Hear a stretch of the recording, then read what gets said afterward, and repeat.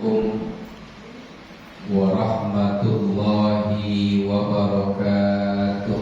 Waalaikumsalam warahmatullahi wabarakatuh. Alhamdulillahi rabbil alamin. Wa bihi nasta'in ala umuri dunya waddin. Wassalatu wassalamu ala asyrafil anbiya'i wal mursalin Sayyidina wa habibina wa syafi'ina wa maulana Muhammad wa ala alihi wa ashabihi ajma'in. Amma ba'du. Rabbi a'udzu bika min hamazatis syayatin wa a'udzu bika rabbi ayyahdurun. Rabbi shrah li sadri wa yassir li amri wahlul 'uqdatam min lisani yafqahu qawli waj'al li waziran min ahli walhamdulillahi rabbil alamin. Qalu subhanaka la ilma lana illa ma 'allamtana innaka antal alimul hakim. La haula wa la quwwata illa billahil aliyyil azim. Para asatid wal ustadzat, para hujjaj, para tokoh, para sesepuh, terkhusus kepada Ketua DKM Sholah Al-Hadirin, Bapak Adi Erlangga beserta segenap pengurus, orang tua kita, Bapak Salim, Bapak Mahyudin, Bapak Winarto, dan segenap hadirin hadirat. Mohon maaf saya tidak sebutkan satu persatu, yang seluruhnya selalu diberkahkan dan dimuliakan Allah Subhanahu wa taala. Alhamdulillah wa syukru ala ni'matillah. Di kesempatan malam hari ini dengan izin Allah dan takdirnya kembali kita hadir di majlisnya yang suci dan mulia ini dalam nuansa silaturahmi dan ibadah thalabul ilmi. Mudah-mudahan apa yang kita lakukan di tempat ini tercatat sebagai aset ibadah yang pahalanya diterima dan diridhai oleh Allah Subhanahu wa taala. Selawat dan salam tercurah kehadiran baginda alam Nabi besar Muhammad sallallahu alaihi wasallam. Terima kasih pada segenap hadirin hadirat rahimahullah. Tanpa panjang kala, karena waktu semakin larut malam, mari kita manfaatkan waktu yang berharga ini untuk melanjutkan kembali pelajaran kita yang masih berbicara tentang zakat fitrah atau zakatul fitri.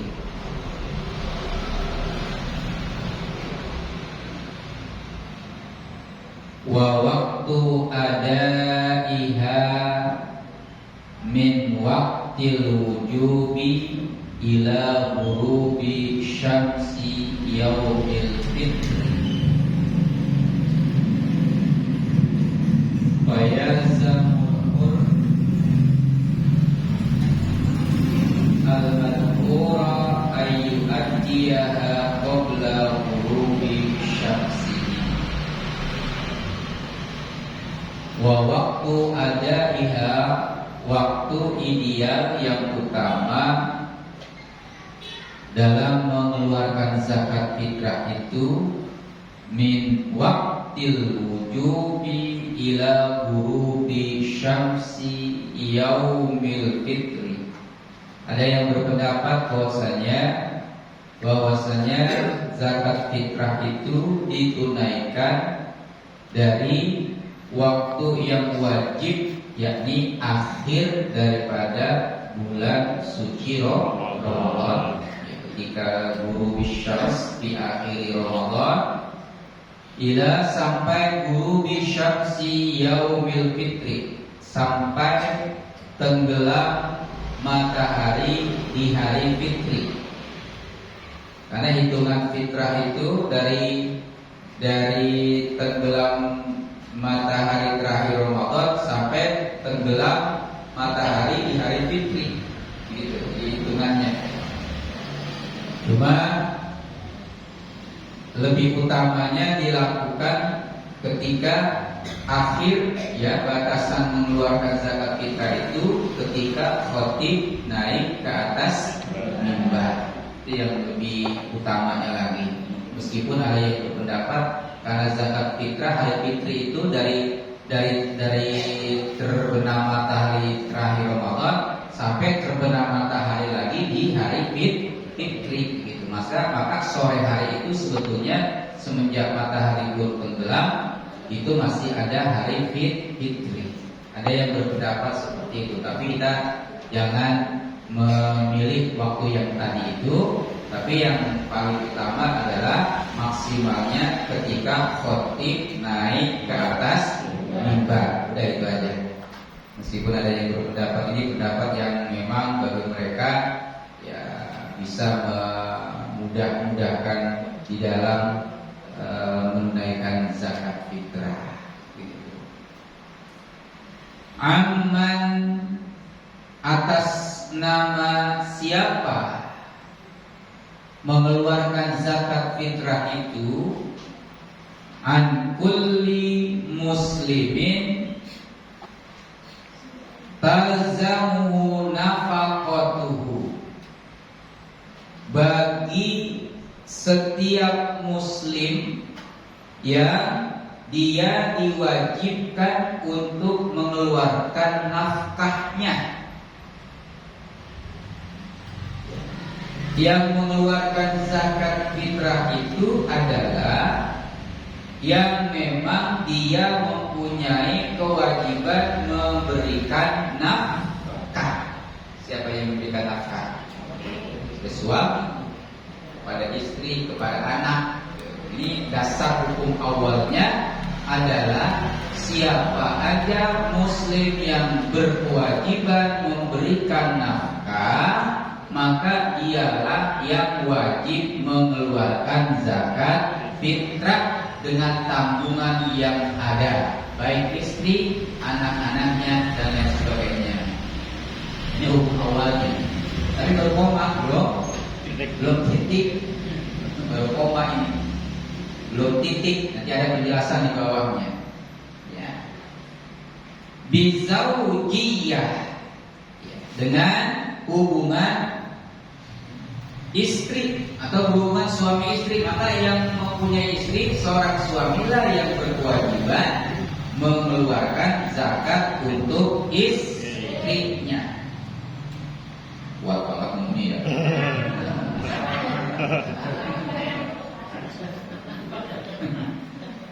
Au milkin lau qarabatin hinal ghurub.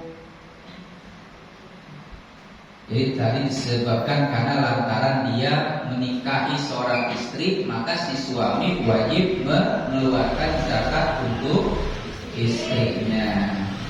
Atau karena dia mempunyai kepemilikan kerabat di saat matahari terbenam di akhir Ramadan.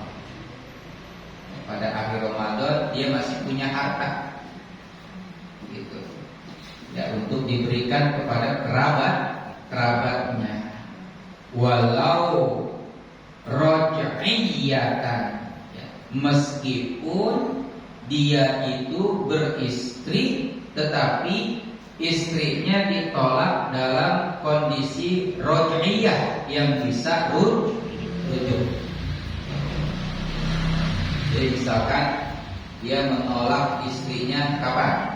Akhir Ramadan. Tolaknya tolak roji. Roji itu artinya tolak yang boleh rujuk. Tolak yang boleh rujuk itu adalah tolak yang diucapkan. Nanti tolak ya, tolak itu bahasa Arab talak kalau bahasa kita. Cerai lah.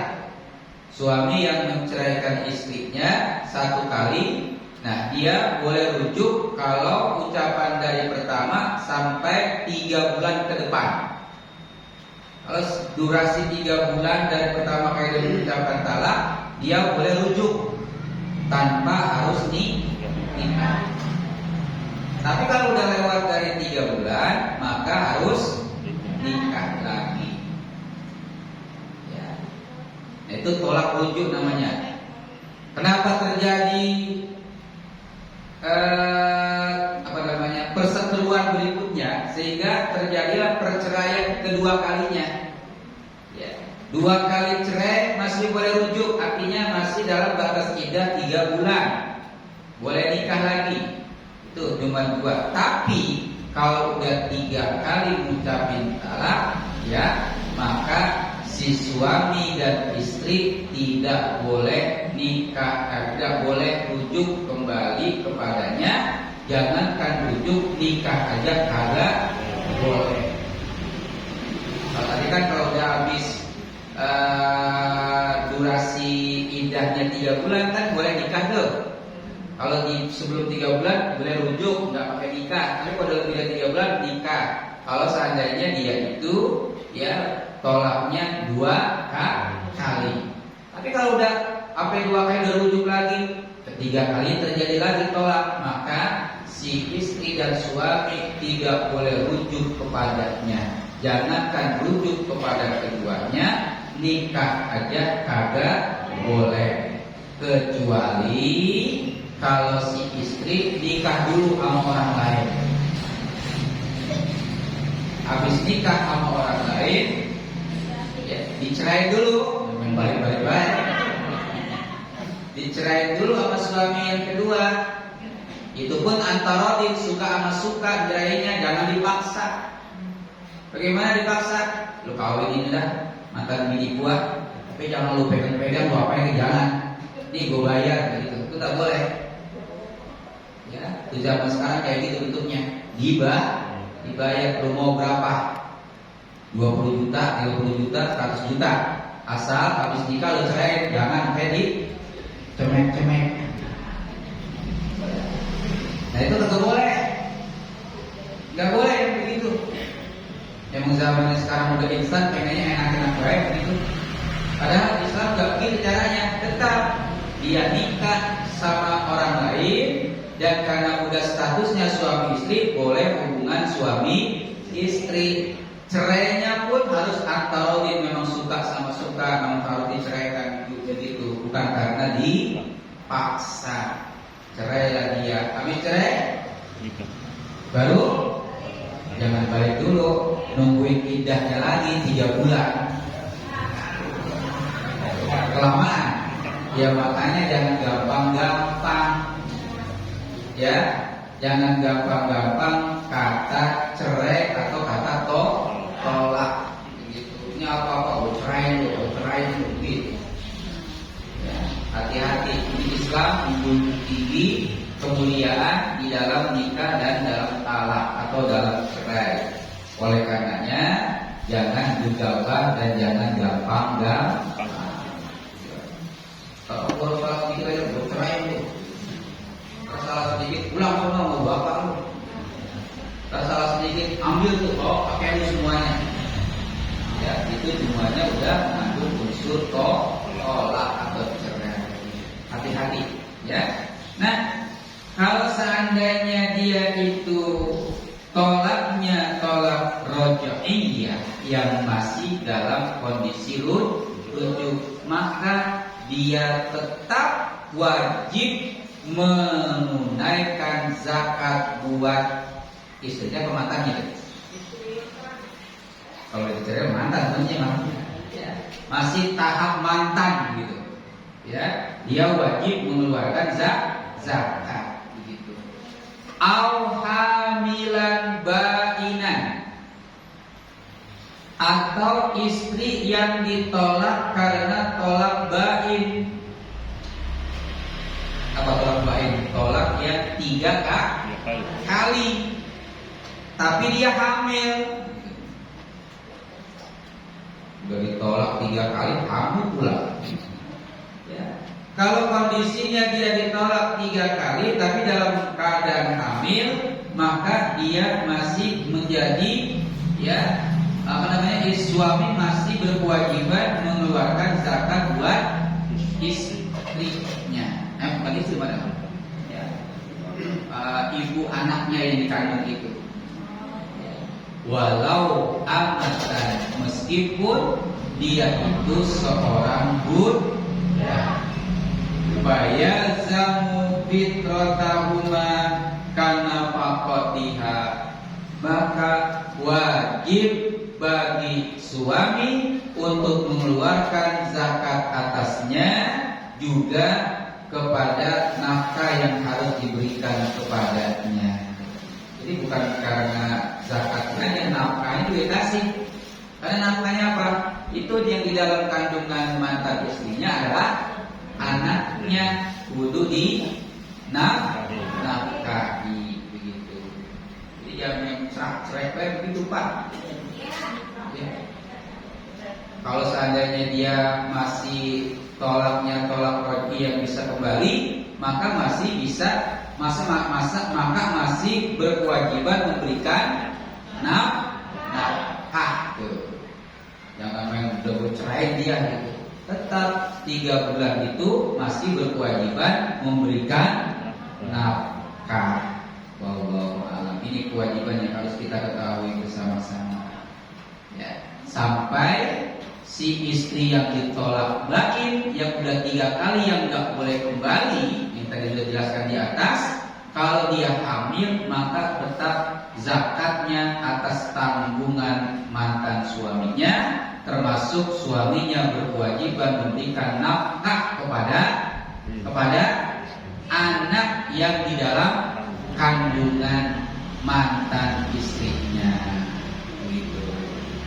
Dia memberikan apa bukan buat istrinya yang ditolak 3 bulan bain itu, tapi buat anaknya yang ada dalam kandungannya. Wala tajibu an zaujatin nashizatin. Seorang suami tidak wajib mengeluarkan zakat kepada istri yang nusyuz. Apa istri yang nusyuz? Istri yang nusyuz itu adalah istri yang durhaka sama suami. Bagaimana cara durhaka sama suami? Udah kagak getun pisan, udah kagak mau ngurusin pisan, udah kagak mau melayani. Ya, kalau diperintah dia kabul. Ada orang-orang kayak gitu, bini yang kayak gitu. Ya. Ini yang nusyuz. Bahkan dia selalu durhaka, selalu membantah dan selalu melakukan larangan-larangan yang dilarang oleh suaminya. Kalau kata suami jangan pergi, dia mantok, dia merah.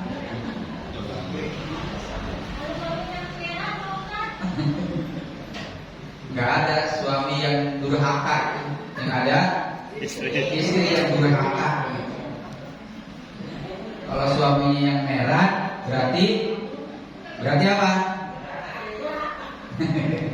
Kagak dilayani sama bini. Begitu.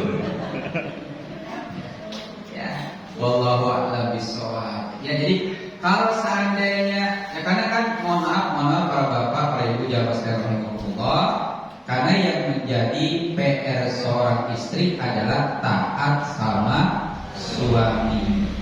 Bukan dalam artian suami taat sama istri, tapi suami harus mengayomi dan selalu membimbing ke arah jalan yang benar terhadap istrinya. Ya, maka sebetulnya, mohon maaf nih Pak, itu nyuci sebetulnya bukan kewajiban istri, kewajiban suami. Masak kewajiban suami, ngurus bocah kewajiban suami. Ya, Istri mah wajibnya cuma taat sama suami. Kalau kata suami bilang mah nyuci, Kalau mesin saat nyuci, iya. Kalau kata suami bilang mah masak, ya istri harus taat. Wajiban istri taat sama suami. Makanya nyuci, masak, ngurus rumah, ngurus anak itu kewajiban suami.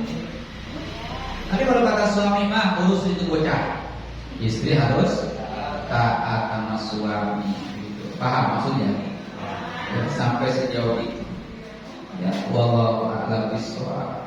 Ya, disitulah letak surganya seorang istri sama suami. Karena surganya seorang istri bukan di bawah orang tuanya, ya, tetapi di bawah ridho suami. Carilah ridho sang suami. Ya, lakukan semua perintah suami semenjak suami tidak memerintahkan perbuatan maksiat. Begitu.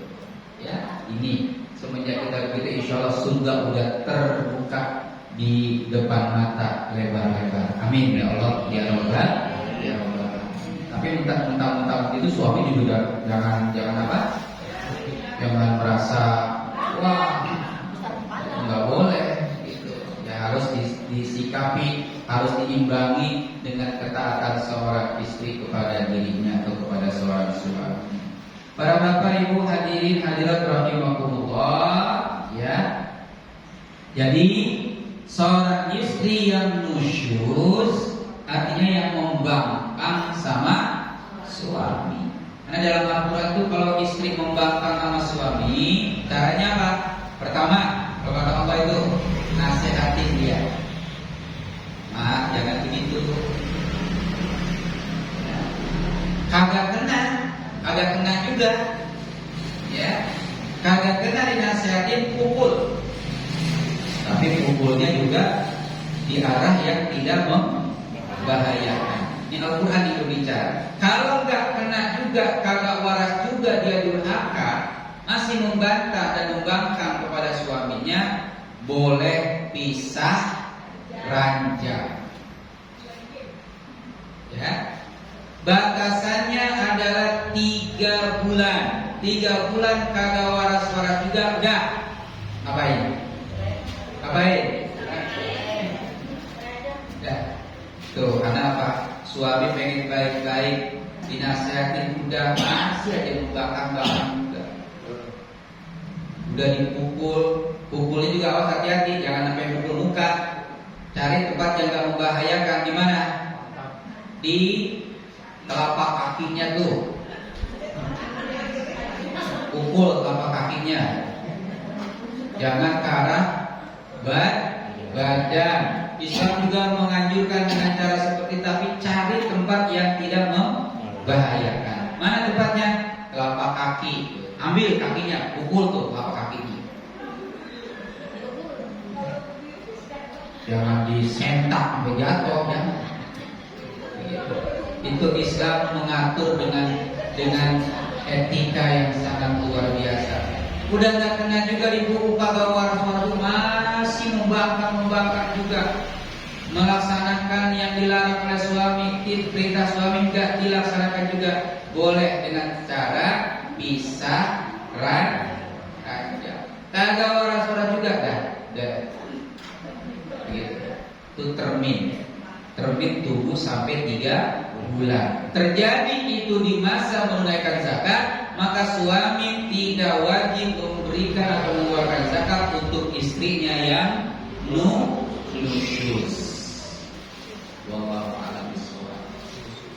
Ya, begitu para ibu, bapak jamaah sekalian rahimakumullah. Ya. Lisukuti nafaqatiha anhu, karena suami udah nggak lagi wajib memberikan nafkah kepadanya tuh, bagi yang nusyuz. Tapi kalau yang dicerai, kenapa itu kok nusyuz itu nggak diberikan nafkah? Tapi kalau dicerai diberikan nafkah. Sebab pokok permasalahan kalau cerai yang memulai adalah suami. Berarti kan kalau dilihat dari kesalahan suami, Tapi kalau nusyuz, asal muasal kesalahannya dari siapa?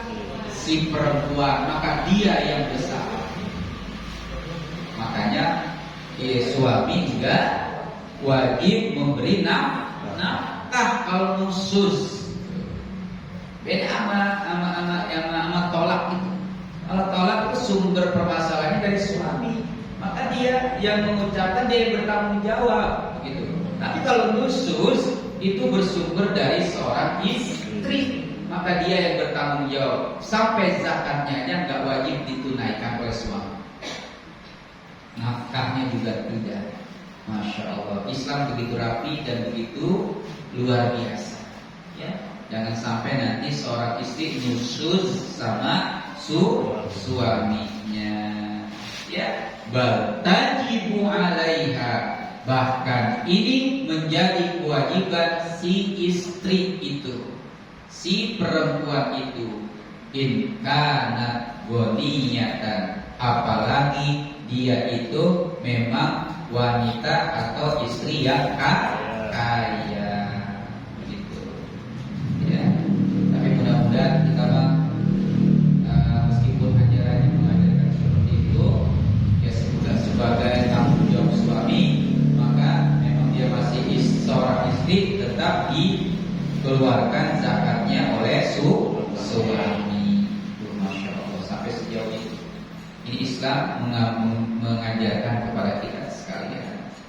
Wala an hurratin ghaniyatin ghairi nasizatin. Dan juga zakat fitrah untuk istri yang merdeka tapi bukan budak, dan dia adalah kaya, ya, tidak sedang nusyuz, ya, itu pun tidak menjadi tanggungan seorang suami in kana tahta muksirin, kalau seandainya suaminya kebelangsak, suaminya melarat.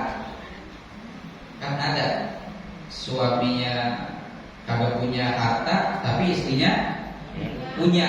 Dari mana? Bisa jadi begitu, ya. Bisa jadi suaminya gak punya penghasilan tapi malah istrinya punya.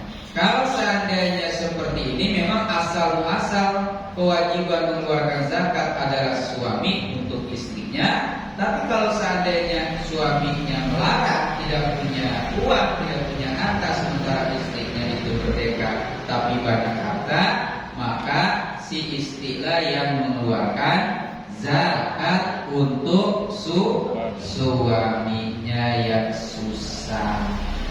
Ya, fala talzamu alaihi lintifai yasarihi, karena ya itu tidak berkewajiban jika suaminya melarat atau tidak mempunyai harta, maka tidak berkewajiban mengeluarkan zakat fitrahnya, ya, bagi seorang istri yang banyak hartanya karena ketidakmampuan dirinya.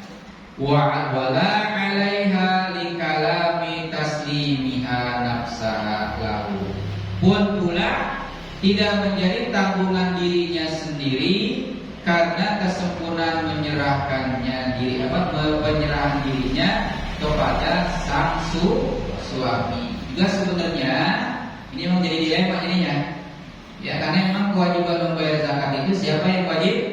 Suami. Tapi karena suaminya melarat tapi istrinya kaya, meskipun kaya istrinya tak wajib mengeluarkan zakat buat dirinya. Terus bagaimana? Nah, karena memang kewajiban zakat, di sini letak seorang istri menopang kesulitan seorang suami. Jadi enggak istri yang langsung ngeluarin, istri itu ngasih, "Pak, nih uang buat beli zakat," biar bapaknya yang bawa soal. Ya, "Bapak, ini uang buat beli zakat fitrah." Jangan langsung bininya yang beli, gitu. Kasih uangnya buat siapa? Si suami. Nanti dia sendiri yang mengusahakan zakat fitrahnya, dan membayarkannya kepada yang bersangkutan. Begitu caranya.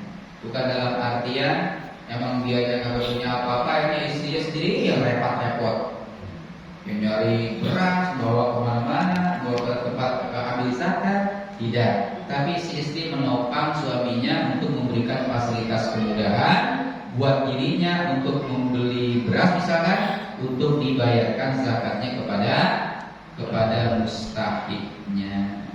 Wala an waladin sagirin ghaniyin. Nah, juga seorang suami atau seorang bapak tidak wajib membayarkan zakat kepada ansor waladin sagirin ghaniyin, kepada anak kecil tapi dia kaya raya. Bisa nggak terjadi? Bisa. Apalagi zaman sekarang, anak kecil aja udah bisa nyari duit. Ya, anak kecil bisa nyari duit. Siapa dulu yang nyanyi di depan presiden itu? Ciparel. Ya, orang tuanya nggak gagal duit, anaknya miliaran punya duitnya. Gitu. Maka ketika seperti itu keadaannya, orang tuanya tidak wajib membayarkan zakat buat anaknya yang kaya. Begitu. Ini Islam menggarisbawahi seperti itu. Fatajibu min malihi, tapi si orang tua wajib membayarkan zakat fitrah si anak tersebut min malihi, dari hartanya sendiri, bukan dari harta orang tua. Jadi orang tuanya ngambil dari harta si anak itu. Ya, cuman uangnya, hartanya bukan dari harta orang tua, dari harta si anak itu, karena dia orang kaya. Bisa jadi zaman sekarang, ya, bayi aja udah bisa memberi penghasilan. Bayi, gara-gara apa? Gara-gara bintang iklan, gara-gara viral di TikTok atau di mana, ya. Wallahu a'lam bishawab. Orang tuanya mah belangsak, malah anaknya menjadi viral. Wallahu a'lam bishawab. Fa in akhrajal abu anhu min malihi jaza wa raja'a in nawar ruju'. Kalau sekiranya bapaknya ingin membayarkan dan mengeluarkan zakat dari harta bapaknya, jaza, boleh baik, ya. Wa raja'a in nawar ruju', ya. Maka boleh pula minta pembayaran kembali jika hal itu diniatkan untuk pembayaran zakat fitrah. Ya, jadi kalau emang bapaknya pengen bayarin ke anak, yang udah menjadi kewajiban orang tua, itu boleh saja. Orang tuanya juga boleh membayarkan zakat buat si anak yang kaya itu, diambil dari sebagian harta yang dimiliki oleh anaknya. Ya, wa fitratu waladiz zina ala ummiha. Nih harus dipahami juga. Zakat fitrah untuk anak hasil dari perbuatan zina. Saya ulangi lagi. Zakat fitrah yang wajib dikeluarkan bagi anak hasil perbuatan zina, yang wajib mengeluarkan adalah ala ummihi, ibunya, bukan punya bapak ya. Sebenarnya, jadi kalau anak lahir dari perbuatan zina itu bukan anak ayah, itu anak ibu, meskipun dia bapak biologisnya. Oleh karenanya, kalau anak itu hasil perbuatan zina, mohon maaf ya, sekedar tahu, ya, sekedar tahu dan wajib dipahami, supaya nanti apa? Kalau anaknya perempuan, nanti bapak biologisnya tidak boleh, haram menjadi wali nikah anaknya. Kalau dikerjakan juga nggak sah nikahnya. Ini harus tahu nih, yakni di mana-mana. Kalau memang dikerjakan juga dia jadi walinya, maka zina selama-lamanya. Hati. Terus yang kedua, tidak boleh mengambil tabani dari bapak biologisnya. Jadi misalkan Fulanah binti Fulan, nggak boleh. Ya, berarti kalau gitu apa? Fulanah binti Fulanah, emaknya. Ya, ini anak zina. Yang kedua, ya, tidak boleh ngambil tabani kepada bapak biologisnya.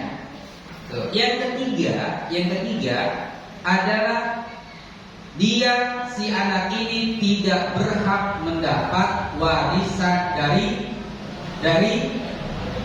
bapak biologisnya. Tiga ini, ya. Terus yang keempat, kalau anaknya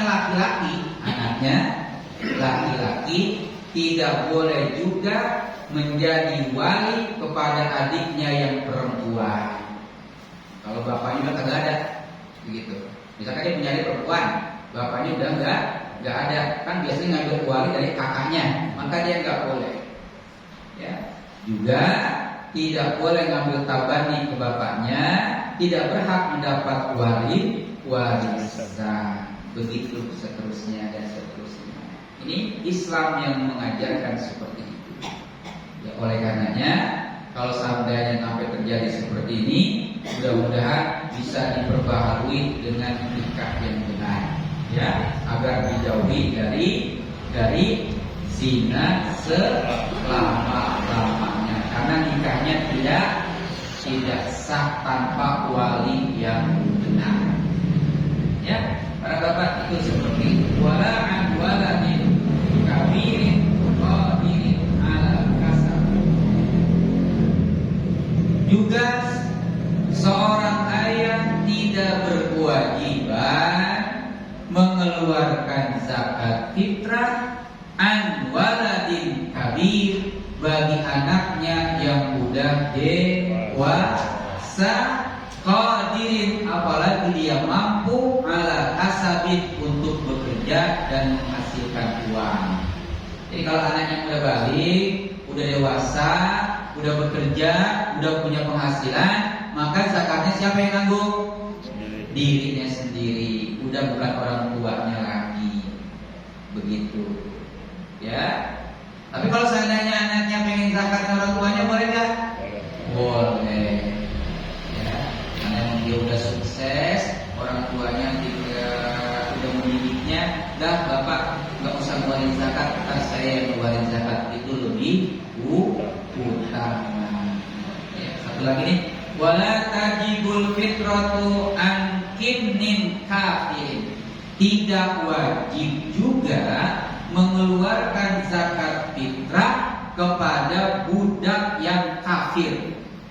Budak yang kafir. Sebagaimana pula orang tua tidak wajib mengeluarkan zakat kepada istri atau kepada anak yang kafir. Misalkan ayahnya muslim, tiba-tiba istrinya sama anaknya kafir, maka tidak wajib orang tuanya mengeluarkan zakat kepadanya. Begitu. Wala'an murtadin, juga enggak wajib orang tua memberikan zakat kepada yang murtad. Siapa aja yang murtad? Ya, bisa jadi istrinya, bisa jadi anaknya. Illa in ada ilal Islam, kecuali jika ia kembali kepada agama Islam lagi, maka sejak ia kembali kepada Islam, maka wajib bagi orang tuanya mengeluarkan zakat fitrahnya. Begitu para bapak ibu jamaah sekalian, bahasan zakat fitrah, ya, supaya semuanya mengerti dan memahami, agar supaya ibadah kita benar-benar diterima oleh Allah Subhanahu wa taala. Demikian, ada pertanyaan, silakan. Yang nanya enggak? Baru kita yang nanya lah. yang nanya Ustaz, Ya, boleh. tadi kalau istri yang pengiriman itu bisa diatur, ini apa ya? Kalau Al-Quran mah, ini Al-Quran ya. Pertama langkahnya adalah nasihatin baik-baik, ya. Kalau dia masih melaksanakan yang dilarang, masih meninggalkan yang diperintah. Contohnya apa? Suami nyuruh sholat, tapi dia kagak mau sholat. Suami nyuruh apa misalkan? Suruh ngaji, suruh ngurus rumah tangga, tapi dia malah mbak-mbakan kemana-mana. Ini misalkan, ya, nasihatin, mas jangan begitu apa? Jangan diomelin, nasihatin. Ya, jangan diomelin, tapi nasihatin yang baik-baik.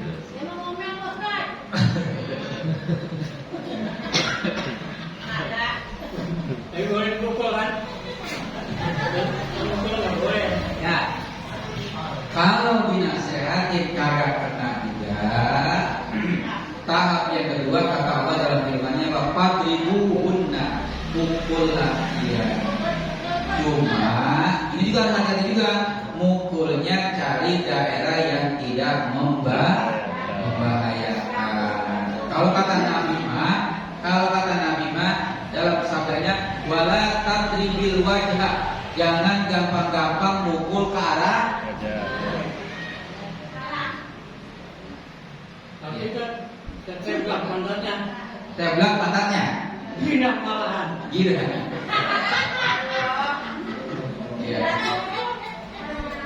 Ya begitu. Ya pokoknya apakah sekiranya pukulan itu tidak membahayakan untuk dirinya. Mohon maaf, bisa jadi pantat juga dipukul bisa membahayakan. Ya hati-hati, gitu. Bisa jadi membahayakan. Oleh karenanya, tadi kan saya kasih alternatif apa opsinya? Ambil kakinya, seret dan pukul telapak kakinya. Pukul dan telapak kaki, insya Allah tambah sehat. Ya, kalaupun bengkak, insya Allah tidak membahayakan kalau telapak kaki. Tapi jangan juga pakai pukulannya sekeras-kerasnya kayak Setiap Ustaz ya gimana? Ya. di KDRT 8 bulan. Nah, apalagi sekarang sudah ada undang-undangnya begitu. Kalau memang udah nggak kena juga, gitu ya. Kalau memang udah nggak kena juga, udah pisahkan jam. Ya, pisah udah. Bagaimana cara misahnya? Ya misah baik.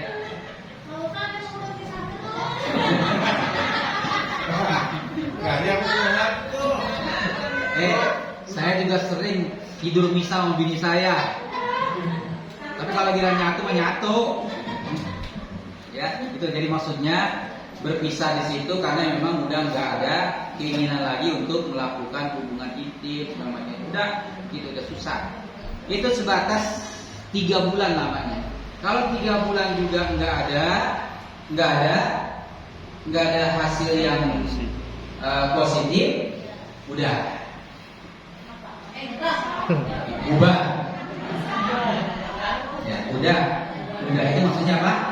Udah. Dengerin Ustaz Bubar, rumah bini lagi numpang.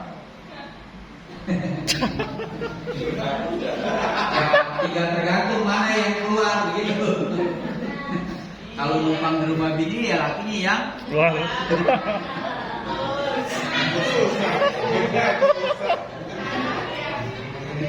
kalau seandainya itu rumah milik barang-barang ya dua-duanya pergi. Rumah biar dia bisa.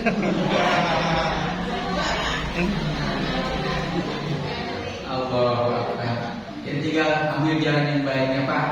Ya, Bu ya, mudah-mudahan jangan sampai seperti begitu. Kan saya bilang, udah intinya istri mah taat baik sama suami. Semenjak suami tidak memerintahkan istri untuk melakukan maksiat.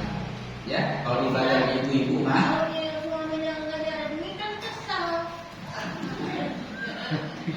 Kalau suaminya nggak nyari duit, ya ajak bareng-bareng, Pak, yuk kita nyari duit bareng-bareng.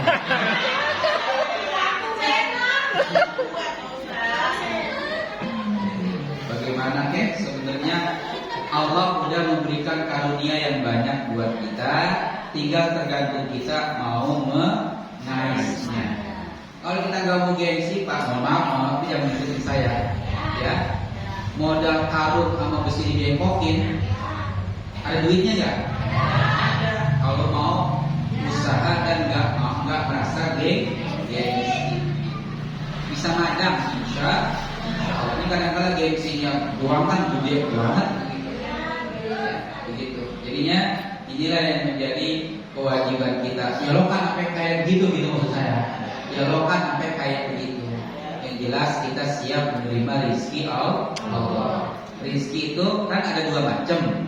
Ada yang rizkun yatlubuka, ada yang rizkun anta tatlubuhu.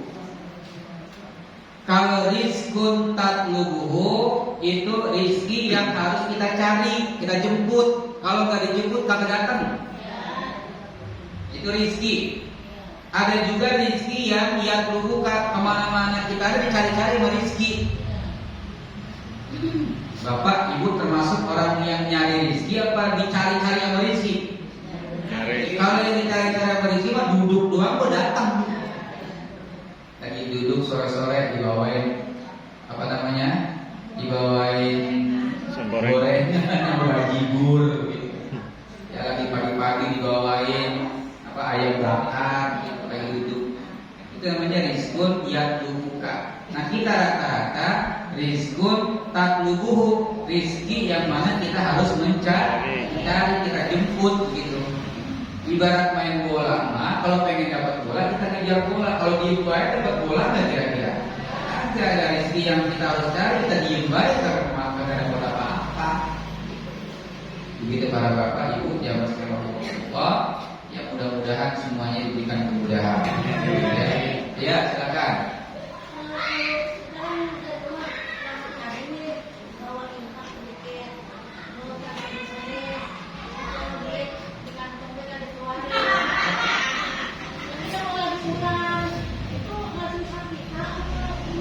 Ya. Udah niat mengeluarkan infak. Tapi ini dibawa lagi apa memang sengaja atau mungkin karena ada kebutuhan tertentu atau karena lupa? Sengaja. Kalau memang sengaja itu udah menjadi milik yang harus dikeluarkan. Ibu harus keluarin di mana baik di situ. Nggak usah harus di sini tapi diberikan pada siapa diinfakkan, ya. Kecuali baru niat doang, mau ngasih infak gitu. Kalau baru niat doang, ya, baru niat doang, tapi mungkin barangkali ada kebutuhan maka itu tidak menjadi masalah, ya. Tapi ini udah bersikeras pengen infak ke pengajian dan niatnya itu untuk infak pengajian maka kalau dibalikin lagi itu udah menjadi hak si yang harus dikeluarkan infaknya. Terserah nanti mau dikeluarkan infak ke anak yatim atau pada siapa itu dibagi lah gitu. Ya, jangan sampai dimasukin ke dompet lagi. Ibaratnya itu menjilat ludah yang sudah dibuang. Kalau kata orang-orang apa borok dengkul. Borok sikut mah terlalu ini sih dengkul susah tentunya. Ya, oleh karenanya maka kalau kita udah niatkan jangan sampai digagalkan. Tapi meskipun demikian, niat berbuat baik udah dapat pahala satu meskipun belum ditunaikan. Gitu. Udah dapat pahala satu. Niat sedekah kagak jadi, itu berarti udah dapat pahala. Makanya besok niat baik. Ya intinya nggak cukup dengan niat, tapi dapat pahala niatnya, cuma perbuatannya salah. Kan kalau banyak ibu mau niat makan, niat makanan, tapi kagak makan, kenyang nggak kira-kira? Kagak, niat doang, niat makan, makannya kagak. Ya, wallahu a'lam bishawab. Gitu barangkali. Ya cukup ya. Ya. Mudah-mudahan bermanfaat. Terima kasih dan mohon maaf atas kekurangan. Subhanakallahumma wa bihamdika asyhadu an la ilaha illa anta astaghfiruka wa atubu ilaik. Wassalamualaikum warahmatullahi wabarakatuh.